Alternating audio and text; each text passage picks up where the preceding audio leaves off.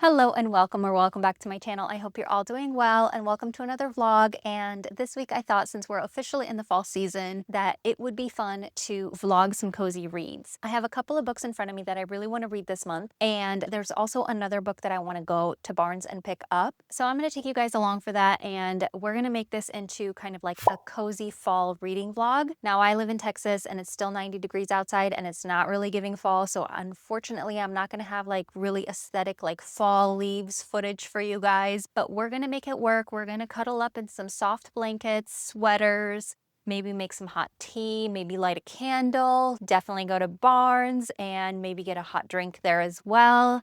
Who knows? But we're definitely cranking up the AC in here because it's still in the 90s outside. Don't get me wrong, I love it when it's in the 90s. I'm a summer girl, but I do like fall and I like the aesthetic of fall. And unfortunately, where I live, we just don't have like that fall aesthetic here. But all the books that I've chosen for this video are definitely giving fall aesthetic. And the two that I have here are People Watching by Bonam-Young. This is the first one. And this is totally giving fall. Look at this cover. Look at all that fall foliage and like all those colors. I'm super excited for this one. I have read her other two books, Out on a Limb and Out of the Woods.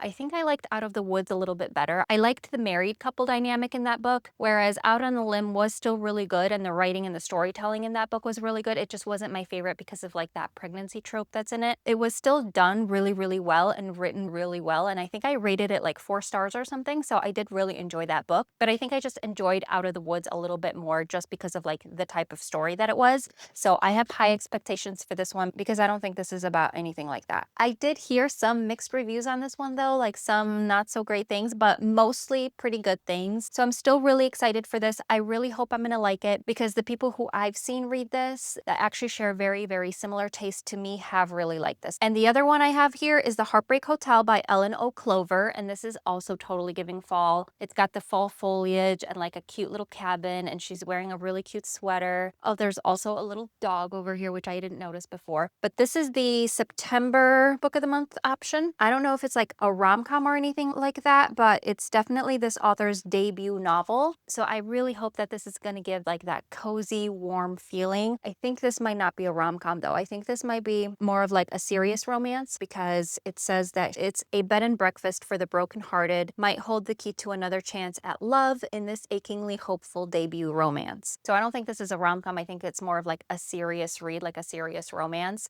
which I am looking forward to as well, because the third book that I'm going to pick up at Barnes is actually a fall rom-com. So I think I'm going to go later today or tomorrow to pick that up and then bring you guys along with me.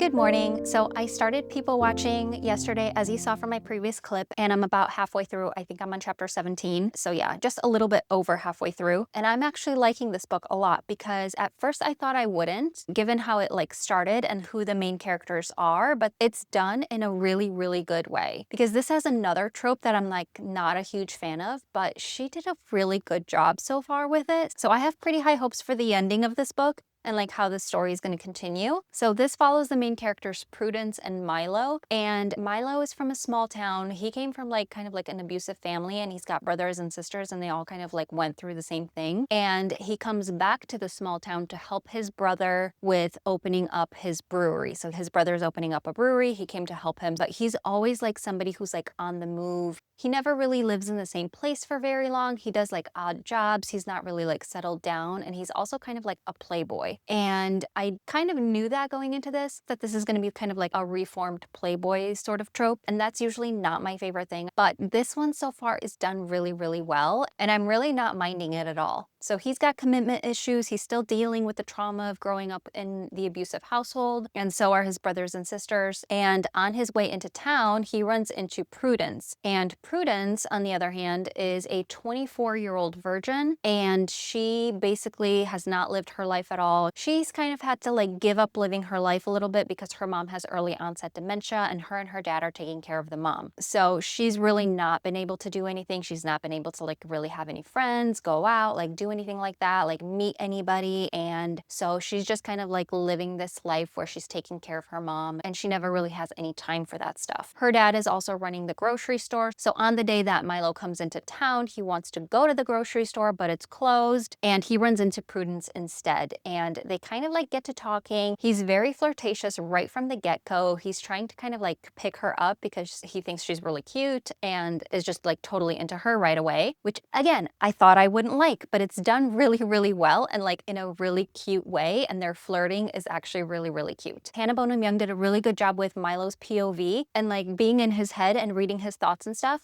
It just makes you really understand him. And I think his POV is just really thorough so that you do actually end up empathizing with him. Whereas in other books where it's kind of the Playboy virgin trope, you just don't really see the Playboy as I know it's kind of harsh, but you don't really see him as a genuine person in my head. And Milo is really coming off as a genuine person. And I totally get where he's coming from. I completely understand why he lives the lifestyle that he does because of his past. And again, I thought Hannah Bonam-Young did an excellent job with really making you feel that. So I'm really enjoying it. I'm going to keep reading and give you guys another update probably when I'm done with the book. But so far it's reading at least a 4-star. So I'm really excited. I'm really happy with this book so far, and I'm going to keep reading and keep you guys updated.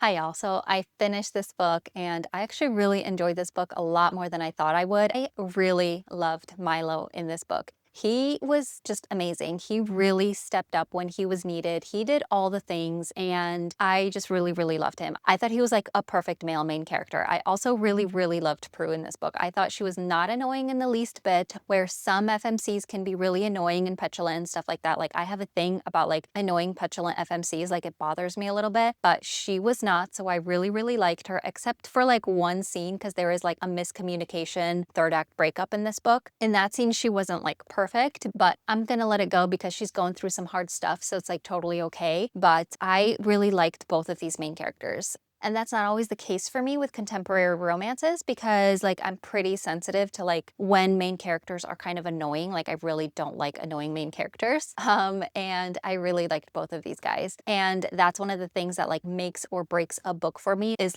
if I really like the characters. The family stuff in this, all the health stuff that's going on in here, it's so freaking sad. It brought me to tears. It was the most emotional aspect of this book was all that health stuff that's going on. And I felt really, really really bad for her. In terms of like fall vibes, like atmospheric fall vibes, I wouldn't say this was super atmospheric, to be honest with you. Like, it didn't really focus on the environment. Like, she lives in an A-frame cabin, like you can see on the cover, and it is kind of taking place during the fall time. And the author does kind of like describe her cute little fall outfits, but it doesn't really spend a lot of time on the atmosphere and doesn't really make you feel super cozy. It's more about like the romance and like what's happening in their lives, which is okay as well, even though the cover is totally giving fall. Also, the ending was really, really sweet. I love the ending to this book, and I think this is going to be my favorite Hannah Bonam-Young, you guys. So I'm really happy about that. I really love her writing and I love her storytelling, and this one was a hit for me.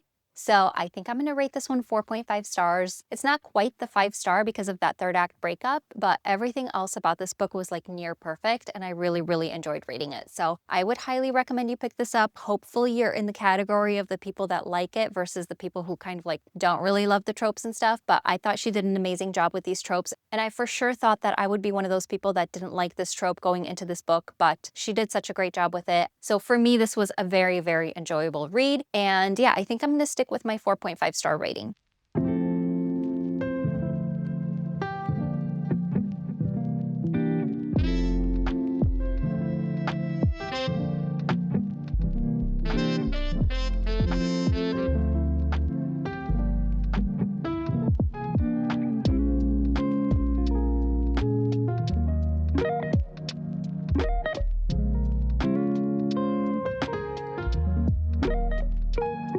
So I read to chapter 19 in this book, which is page 167, and this one is kind of interesting. It starts off a little weird, to be honest with you. It follows the main characters Louisa and Henry, and Louisa is dating this guy named Nate, who's a rock star, and they've been together for like 4 or maybe even 6 years or something like that, and they're renting this beautiful like mountain home in Estes Park in Colorado. It's like a 5-bedroom like mountain retreat kind of home, like absolutely stunning, and it costs an arm and a leg. Well, Louisa finds out that Nate is cheating on her, so they break up, and she really, really wants to stay in the house. She wants him to move out of the house, and she wants to stay in it because it's like the first place that she's ever felt like was home to her. She like turned it into like her own like special place, and she just really, really absolutely loves it. She does not want to move out. So Nate agrees and he moves out. Unfortunately, Louisa can't really afford the rent on the house because Nate's been kind of supporting them as a couple, and she basically has a degree in therapy, and she was taking her licensing exam, but she failed it, so she can't do it for like another few months. So she doesn't really have any income and no way of paying like that exorbitant rent. But she has an idea, and she goes to Henry, who is the landlord, and Henry is actually a vet. He's a veterinarian, but he owns the house. And she comes up with this idea to turn it into a bed and breakfast because it's 5 bedrooms. They're all empty. There's a ton of space for a bed and breakfast. And she pitches it in a way that it's going to bring in like twice the amount of rent that she's paying him right now, and that she's going to let him keep all the profit for it if he lets her live there for free in exchange. Which, first of all, I thought was really, really weird because you're running the bed and breakfast, you're doing the cleaning, you're doing the cooking, and you're not really taking like a salary for your own expenses, which I thought was very, very unrealistic because how is she going to buy food? How is she going to like do anything else really in her life besides running the B&B and like living there for free? So that part didn't really make sense. And Henry had reservations about that. He wasn't really into it. He didn't really want strangers walking through his house, like living in his house, but she turned on the waterworks and he caved. So he's basically putting her on a 6-month trial so she can do this B&B thing for 6 months and see if she's actually able to get any guests and afford the rent. Then the story again takes a turn because her best friend Mai breaks up with her significant other, comes to her house to stay with her for a couple of days while she's kind of like, you know, grieving the relationship, and they decide to change the direction of the B&B and turn it more into like something called the Comeback Inn, where people who have just been through a breakup come to kind of like recover, be with other people, not be alone, kind of like just like chill. And that's another aspect of this book that I thought was very unrealistic because that's even more niche of a clientele instead of like just it being open as a bed and breakfast for like a beautiful mountainside home. You know what I mean? So those things were a little bit frustrating about the story to begin with, but I guess it is a romance, so it doesn't necessarily have to be super realistic, but it is a little bit frustrating to read that because I'm just like, why would you do that? But nonetheless, she does end up being super successful right from the beginning, and she gets clients right away.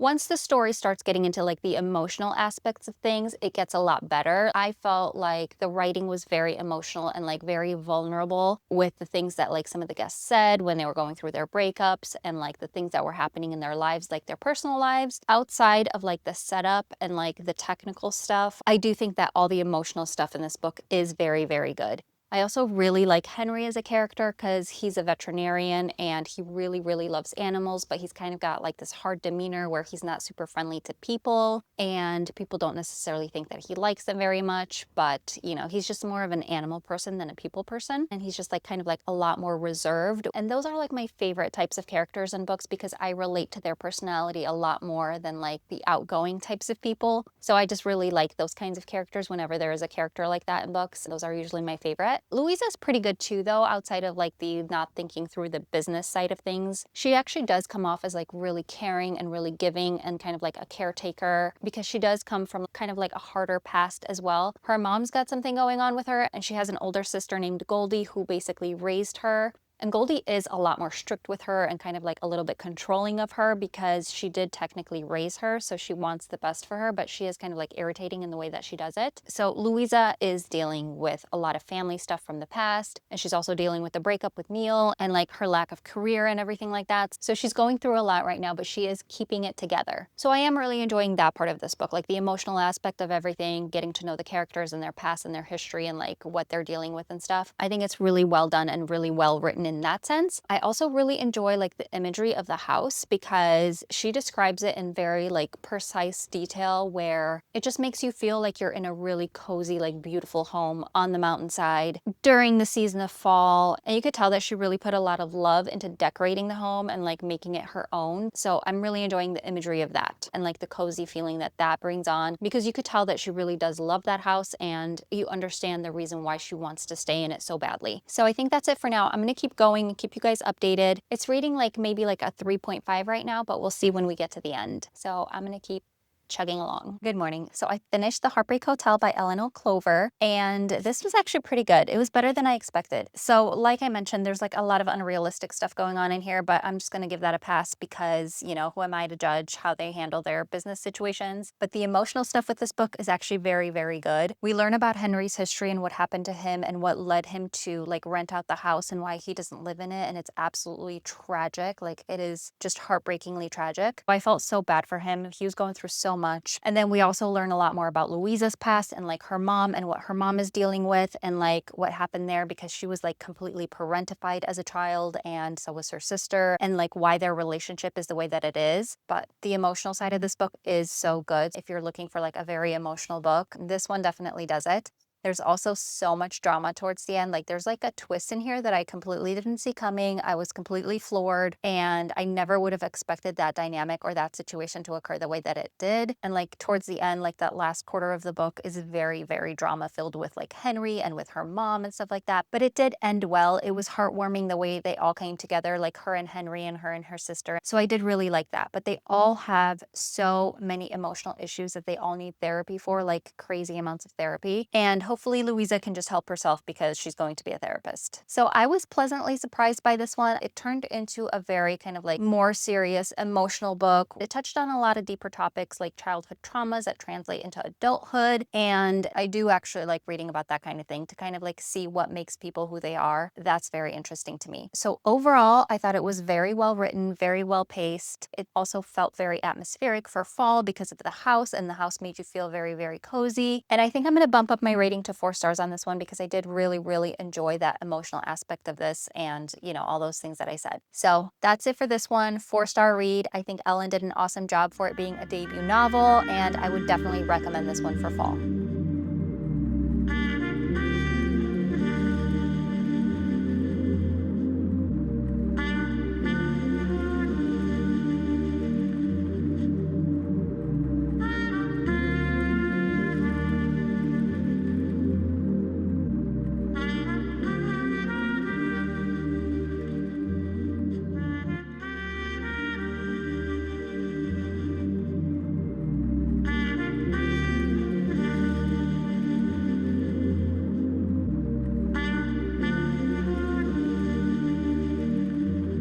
guys, so I started this book today and I read to chapter 22, which is November 1997, and I wanted to do a quick check-in. This book is so Gilmore Girls coded. If you didn't know that going into this book, it is very, very Gilmore Girls coded. It follows the main characters Michelle and Cliff, and Michelle is going through a divorce, or she is divorced from her husband Alan, and she has not told her family yet because her mom is going through like heart attack, or was going through a heart attack and then like bypass surgery, and she just didn't think it was like a good time to tell them because her family was like going through enough and she didn't want to add to like all the stuff that's going on with her divorce and stuff. But then her mom ends up dying, and then at the wake, Alan decides that now is the time to tell everybody because he's got himself a new woman and he wants to leave the country with her and he just no longer wants to be there anymore. And he decides that it doesn't matter and we just need to tell them now. So he does end up telling everybody, not in a very nice way. Alan is a total asshole. I absolutely hate Alan, but at least now he's out of the picture. He also sticks her with the dog, this little dog right here, whose name is Rocket, and he's so cute because since he's flying out of the country, he doesn't want to bring the dog with him. So if she doesn't end up taking him, the dog is just going to go into the Humane Society, and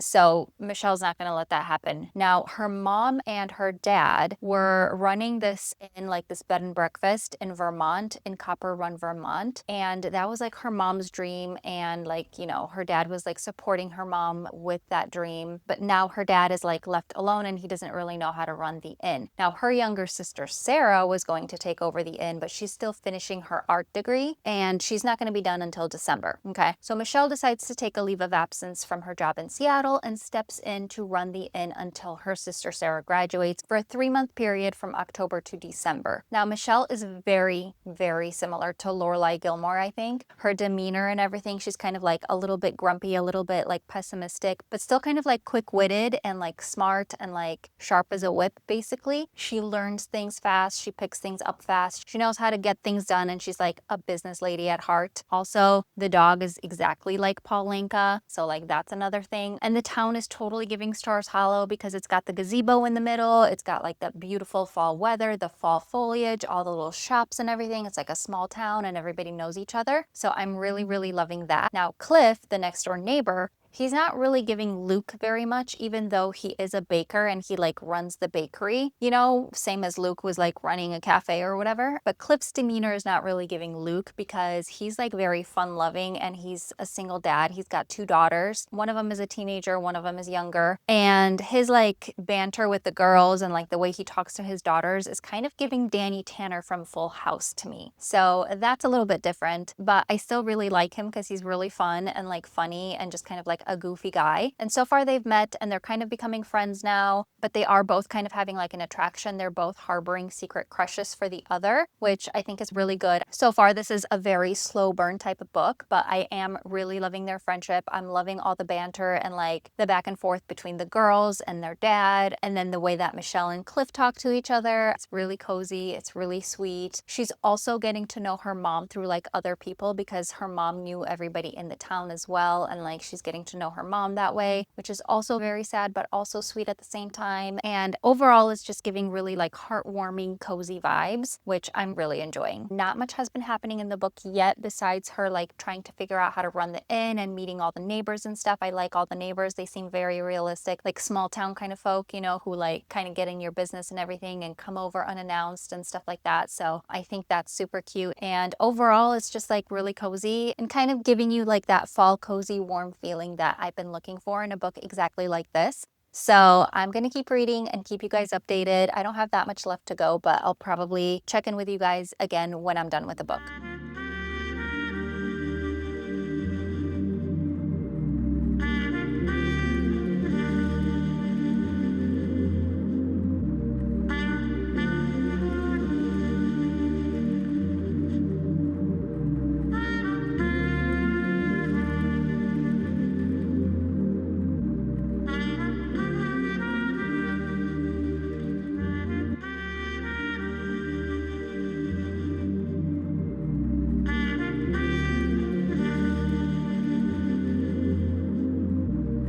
Good morning. So I finished If It Makes You Happy by Julie Olivia, and I absolutely loved this book. This was so cute. It was so Gilmore Girls coded. It is so fall, like perfect fall vibes. Everything about this book was just really cozy and cute and warm. And there's so many good scenes in here, especially like 90s scenes. Like for example, like there is like an airport scene in here that I absolutely just like bawled over. Like, why did I cry so hard at that scene? It was just such a classic scene, and it just like made this story so good. There's so many other things I loved about it. I loved how she talked to Rocket, had these like side conversations with Rocket, and they developed like this special relationship between the two of them. I absolutely loved that. I loved how like Cliff talked to his kids, like how he was still their dad, but also their friend, and like the conversations they had and like how they trusted each other. And then also all the other characters in the book, like the neighbors and the other townspeople. I really loved them, except for the ex-wife and the ex-husband, but you're meant to hate them. But everybody else, I really loved them. And the dad and the sister Sarah and everybody. So like all the side characters are amazing. I also loved the baker thing that he was doing. I thought that was so cute and sweet. And then obviously I loved the airport scene. It was amazing. And then also the epilogue was in Rocket's POV, and I absolutely loved that as well. So this book was a total hit. Kind of gave everything that you would be looking for in a fall romance. I think I'm gonna rate it 4.5 stars. It's not a 5-star only because, and this is the case for me with a lot of like single dad romances or single mom romances, is that I felt like the kids kind of distracted a lot from the romance and like pulled the attention away from like things that they were doing and like interrupting certain scenes and stuff like that, which is very realistic because kids do that. I just don't personally love reading that in my romances. So I'm gonna knock it down just a little bit and rate this one 4.5 stars. But I still really enjoyed this one. It's such a great read. Highly recommend for the fall season, like anytime between October, November, December, because it's got Halloween scenes, it's got like a Thanksgiving scene, and it also has like Christmas and New Year's scenes. So anytime during the fall season, winter season, this is a great read. Please let me know if you do pick it up. I really want to know your thoughts on it because I really enjoyed it. So that concludes this reading vlog, you guys. We read 3 books in this vlog. Let me just give you a quick recap of what they were.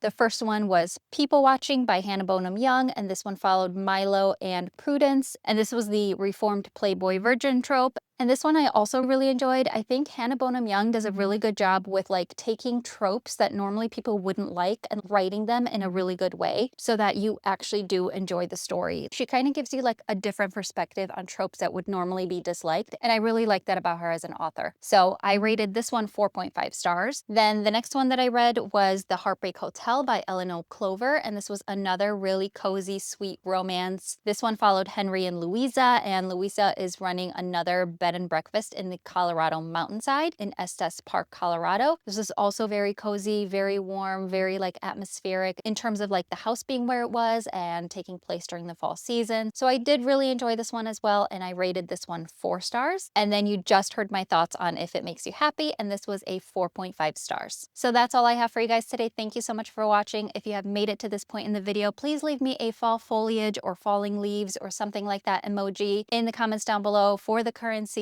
and let me know if you've read any of these books. I would really love to know your thoughts. As always, all my links are down below to my Instagram, Goodreads, and TikTok. Don't forget to like, comment, and subscribe, and I will see you in my next video. Bye.